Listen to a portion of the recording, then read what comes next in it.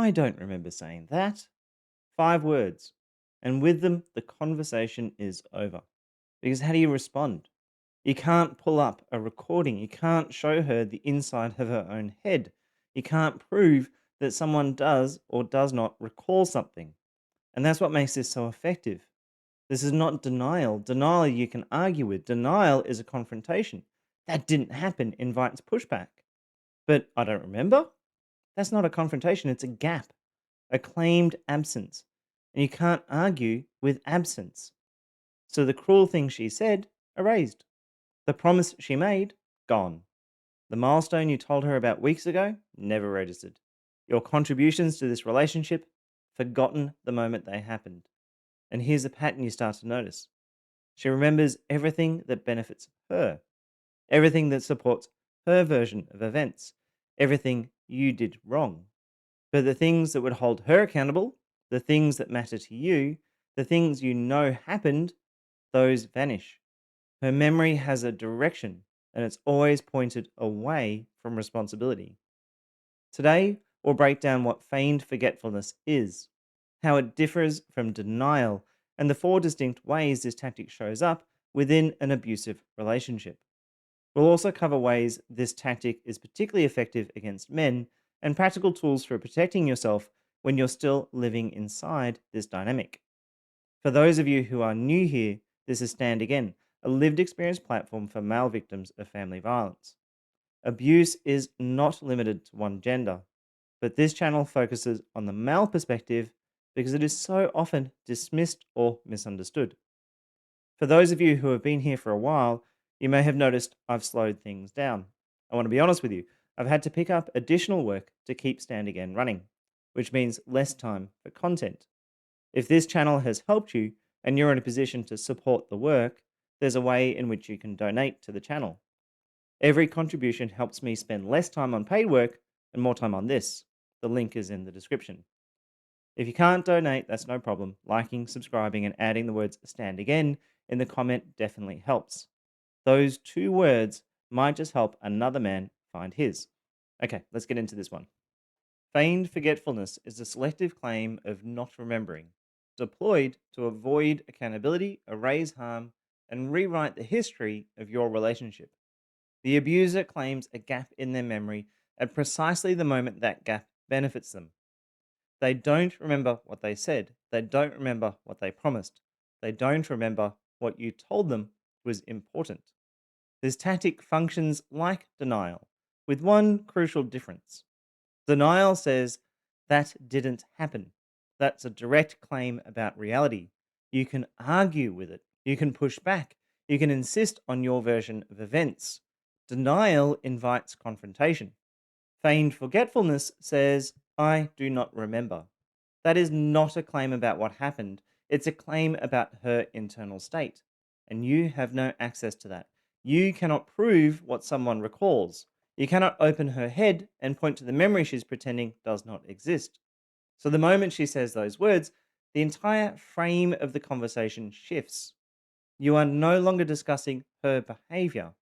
You're defending your own perception. You're trying to prove something happened to the person who was there when it happened. And the longer you try, the less sure you become. That's a mechanism. Denial invites pushback. Feigned forgetfulness invites doubt. And for men, this tactic creates a kind of specific trap. Men are conditioned to back claims with evidence, to be logical, to build a case before making an accusation. That's how we're taught to operate in workplaces, in disagreements, and in life. You don't accuse someone of something unless you can support it. So when she says, I do not remember, you're confronted with an evidence problem you cannot solve. You know what happened. You were there. But you can't prove what exists inside someone else's head. And pressing harder without proof feels unreasonable. It feels unfair. It violates the very standards you hold yourself to. So you back down, not because you're weak, because you're applying a logical framework to someone who's exploiting that framework against you. Before we go deeper, I want to name something. There are 2 versions of forgetting within an abusive relationship. The first is genuine non registration. She genuinely does not remember because you were not important enough for it to land. Your pain, your milestones, your words, They did not encode because you do not matter enough to her for those things to stick. That is not manipulation. That is neglect, devaluation, emotional absence. And it tells you something brutal about where you sit in her world. The second is strategic non remembering. She remembers, but she's claiming she doesn't, to avoid accountability, to redirect, to make you question yourself. That is active manipulation. Both are damaging, both reveal how she values you.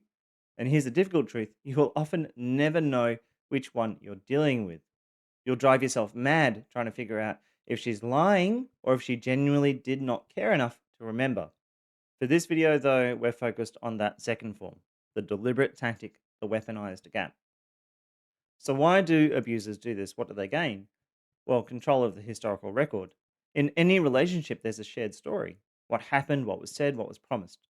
Feigned forgetfulness lets the abuser edit that story in real time. The cruel thing she said, deleted. The commitment she made never existed. The boundary you set did not register. She becomes the sole author of your shared history, and you become an unreliable narrator of your own life. And notice what just happened to the conversation. 5 seconds ago, you were addressing her cruelty, her words, her behaviors. That was the focus. That was what needed to be discussed. Now, you're not upset about what she said. You're upset that she doesn't remember saying it. The entire frame has shifted. The cruelty has vanished. Her memory has taken its place. And here's why that matters: being angry at someone for cruel words is legitimate. Being angry at someone for not remembering something, that sounds petty, unreasonable. You're now attacking her for a cognitive gap, for something she claims she cannot control. You look like the one being cruel, getting angry at someone for their memory. The original harm has been erased from the conversation entirely. You walked in holding her accountable for what she did. You walked out defending why you're upset that she doesn't recall it. That's a losing position and she knows it. And this happens every time. Accountability becomes impossible. You can't hold someone responsible for something they claim they don't recall. Every attempt to address past harm gets met with blankness. Every promise you try to enforce gets rewritten as a misunderstanding. The result is a relationship where nothing sticks. Her behavior leaves no trace. Your grievances have no foundation. You're building a case on evidence that keeps disappearing. And if you try to fight back, if you say, but you said X on Tuesday, or you promised this 3 weeks ago, now you're keeping score. You're petty. You're the one who can't let things go. Your accurate recall, the very thing that should support your position, becomes seen as a character flaw. The act of remembering becomes evidence that you're the problem, that you're holding grudges, that you're impossible to please. She gets to forget, you get punished for remembering. And here's where this tactic becomes particularly devastating: it does not land in a vacuum. It lands in someone who has already been conditioned to doubt their own perception. If you have been in this relationship for any length of time, you've likely experienced gaslighting.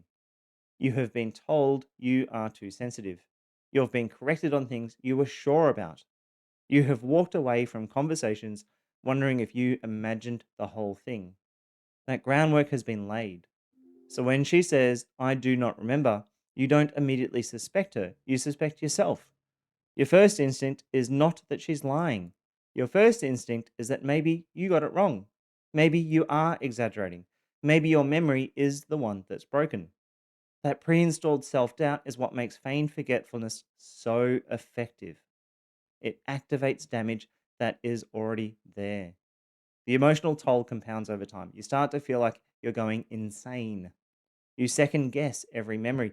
You begin keeping notes, voice memos, screenshots, not to catch her out, but to hold on to your own sanity, to have something you can point to that proves these things are real, that you are not making them up, that you are not the problem for remembering.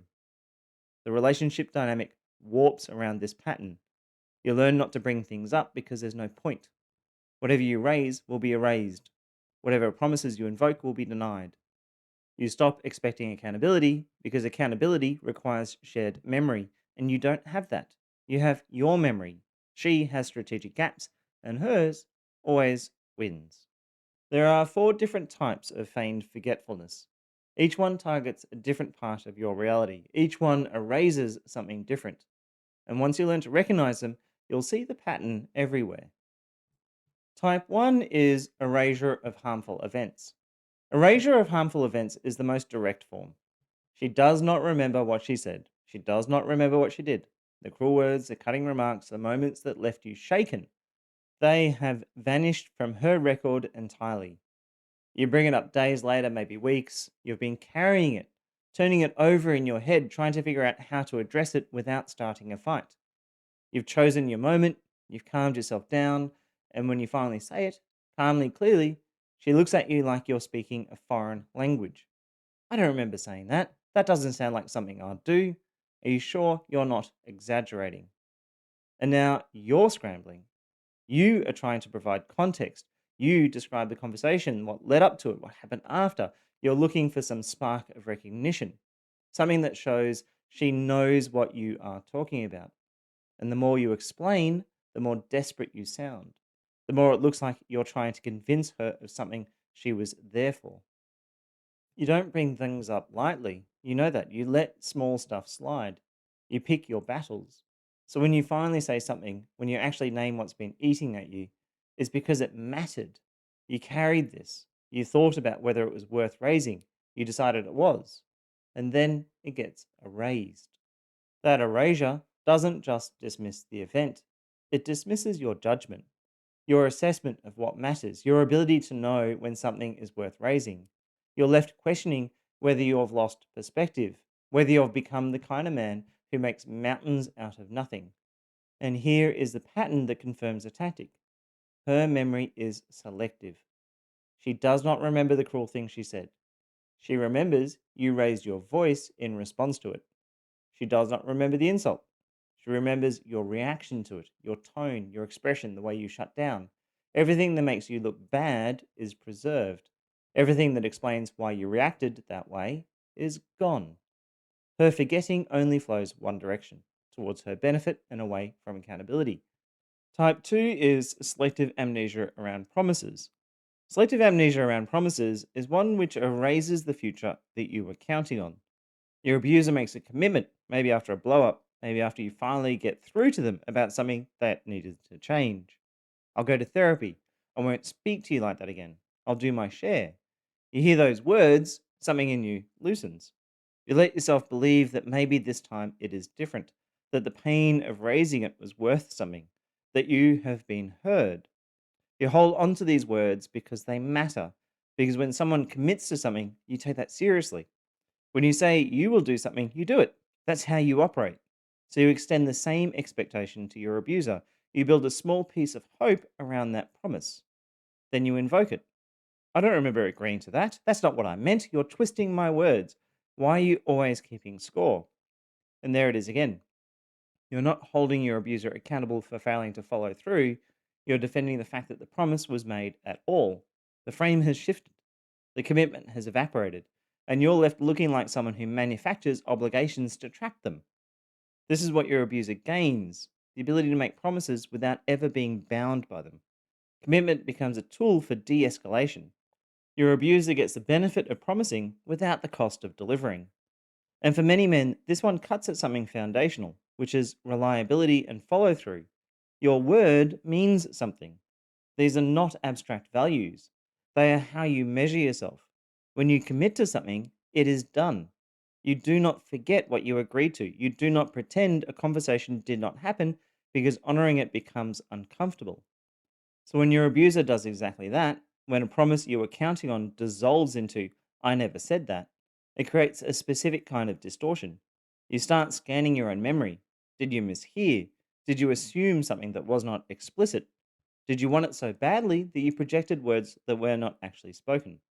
You did not.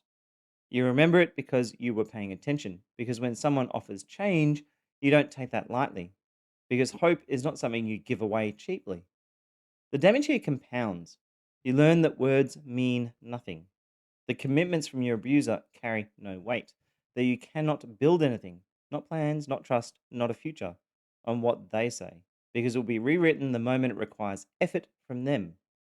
That part of you that wanted to believe things could improve starts to shut down. You stop hearing promises as hope. You start hearing them as another manipulation that will cost you later when you try to hold them to it. Type 3 is erasure of priorities. Erasure of priorities is one that erases what matters to you. You told your abuser about something important, such as a presentation at work you were nervous about, or a milestone you'd been working towards, or even a boundary you explicitly named. You didn't mention it once and expect them to absorb it. Instead, you brought it up multiple times. You made sure that they knew. And on the day that it mattered, you get nothing. Wait, was that today? You didn't tell me it was important. I had no idea. Why are you making such a big deal out of this? The forgetting here is not about memory, it's about priority. Your abuser remembers what matters to them. They remember their friend's birthday next month. They remember their work deadline. They remember the concert they want tickets to. Those things get encoded, retained, acted on. Your things do not make the list. This is covert invalidation. Your emotional world gets reduced to something unimportant, forgettable, easily displaced by their convenience. And when you react, when you express disappointment or frustration, you become the problem. You're too sensitive. You're guilt tripping them. You're making a mountain out of a molehill. The forgetting itself is never addressed. Your reaction to it becomes the issue. And here's what your abuser gains: they never have to show up for you, they never have to prioritize your needs, they never have to hold your world in the mind the way they hold theirs. And when they fail to, they have a built in excuse. They forgot it was an accident. You can't get angry at someone for an accident. Except it keeps happening, the same kind of accident. Always in one direction, always your things that slip through the cracks, always their things that get remembered and honored. For men, this one lands on something that often goes unspoken. Men are taught not to need acknowledgement, not to require fanfare, not to ask, "Did you remember my thing?" because that sounds needy. That sounds like you're fishing for attention. So when your abuser forgets something that mattered to you, the conditioned response is to absorb it, to tell yourself it's not a big deal, to swallow the disappointment rather than voice it and sound like you need too much. You minimize it before they even have to. And if you do say something, if you push past that conditioning and actually express that you're hurt, now you're high maintenance. Now you're demanding. Now you're the kind of man who just can't let things go.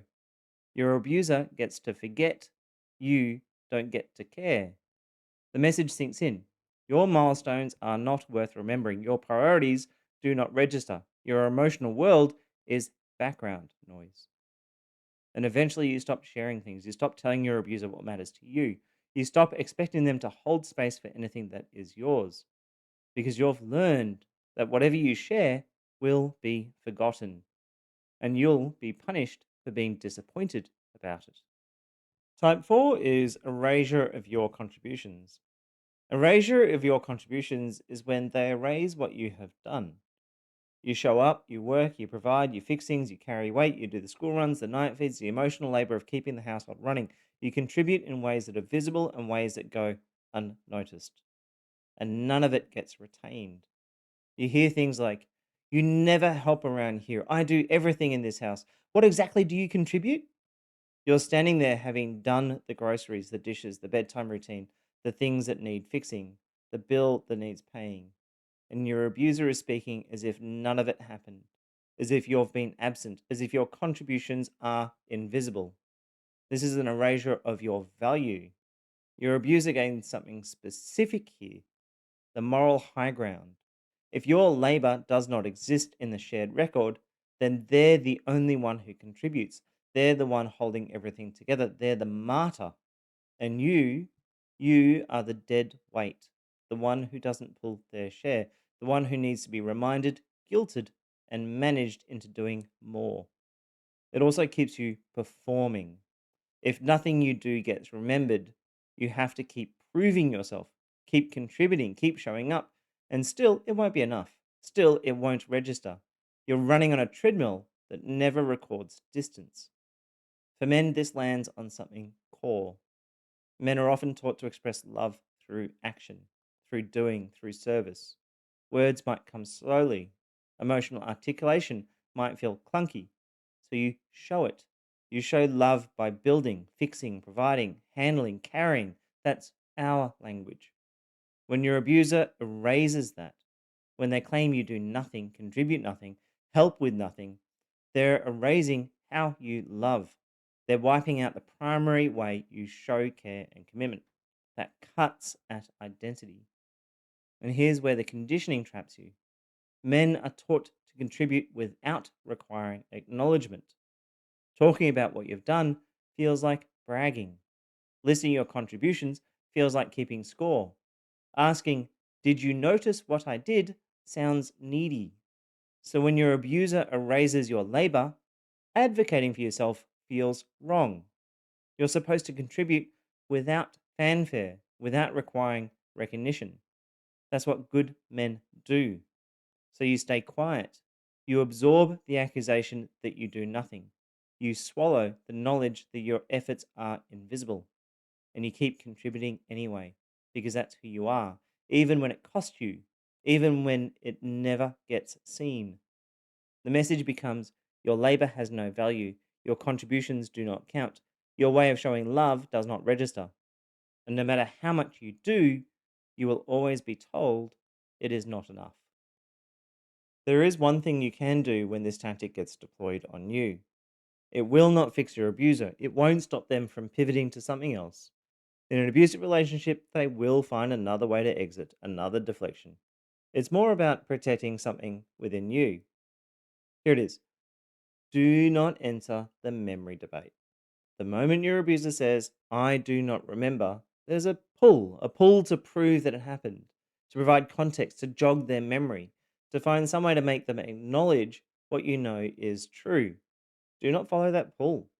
You can't prove what someone recalls. You can't win an argument about what exists inside their head. And the longer you try, the further you get from the thing that actually mattered, like their cruelty, the broken promise, the forgotten priority, the erased contribution. That's what you came to address. Don't let it get buried under a debate about memory. Your memory is functional. You've been taught to doubt it. That teaching was deliberate. So start there. Trust what you know.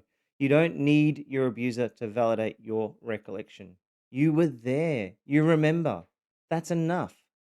When the frame shifts, when it becomes about whether they remember, bring the conversation back. Say something like, "Whether you remember or not, I need to address this." You're refusing to let the conversation disappear into their claimed memory gap. Accusing them of lying will also put you in danger. Don't do it. Trying to prove they're faking is also a battle you cannot win. So instead, stay on your point, your need, your boundary, the thing you came to say. It won't always work. Your abuser may escalate. They may pivot to a different tactic, may punish you for not playing their game. It's damage limitation. It keeps the cost of this tactic lower.